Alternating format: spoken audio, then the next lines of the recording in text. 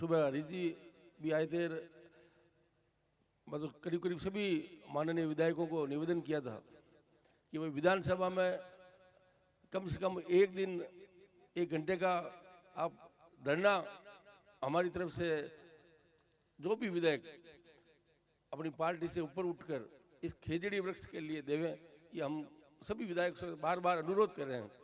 जैसे कल आपके सांसद भाई कुलदीप इंदौरा जी, बाड़मेर के सांसद, इन सब ने लोकसभा अगर नहीं चल रही तो बाहर बैठ के उन्होंने प्रदर्शन किया था। तो उसी प्रकार हम चाहते हैं कि राजस्थान विधानसभा में, चूंकि ये आंदोलन राजस्थान से जुड़ा हुआ है, तो उसके लिए आप राजस्थान विधानसभा में कम से कम हमारी आवाज़, जो गदर साहब ने भी बार बार उठाई थी और भाई अभिमन्यु जी ने वगैरह सबने उठाई थी, पर एक सामूहिक आवाज़ हम चाहते हैं वहाँ उठे।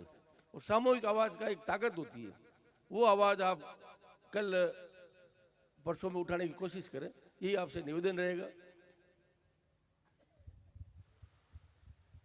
बहुत बहुत धन्यवाद। सुरेंद्र जी चौधरी अपनी बात रखना चाहते हैं।